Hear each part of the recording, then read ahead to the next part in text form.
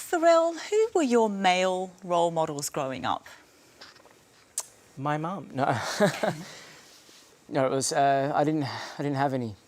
To be honest, the typical would be all the what I would see in the street. The bikers. Yeah. Men in suits. Men of authority. Men who were, let's say, entrepreneurs and had a lot of an audience around them.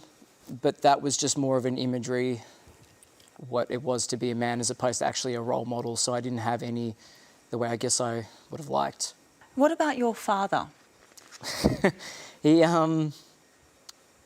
wasn't around.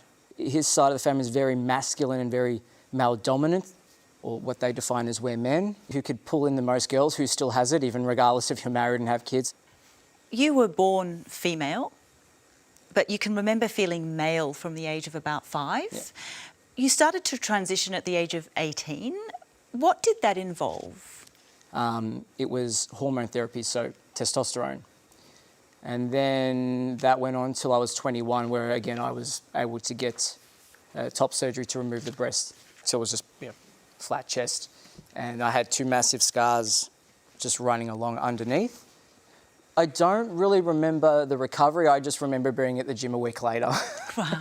I'm like, yeah, I'll just sit. I didn't do anything. I just sat there taking notes. I remember one of the trainers going, "Didn't you have surgery?" I'm like, "Yeah, a week ago." I was like, Yeah. okay. A lot of ice cream and good recovery.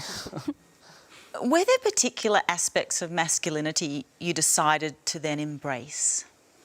Boxing, kickboxing were the main aspects of masculinity that I fell in love with, because in a sense within the sport, that's the prompting of, a real men fight, real men, have 6 packs, real men look like, define a real man, and real men will get in the ring and real men will have all these women around. So that was prompting me to go, I want to be a real man. But at the same time, the sport within itself was a very confronting aspect, because you're basically looking at yourself, you're fighting yourself now. So it's a very interesting journey. Did you feel any pressure around women to live up to that masculine, what you thought was masculinity?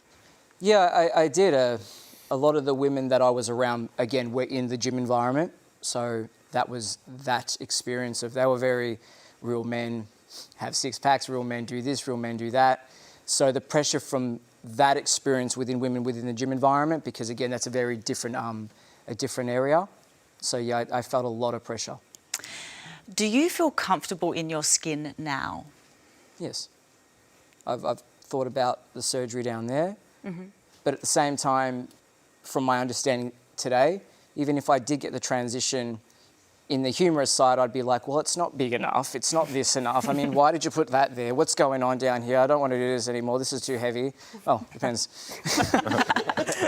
I don't get it, but I get it. But in a sense, and then if I was with a woman, I'd have to explain it anyway. And so you'd still be back to, so you were born a female. It's like, this is a never-ending story and I'm a never-ending complainer. So for myself, it's like, who I am now is, if someone, friendship, relationship, looks at me, or, I'm with you for you, that's the whole point. Regardless of what's changed, what's not changed.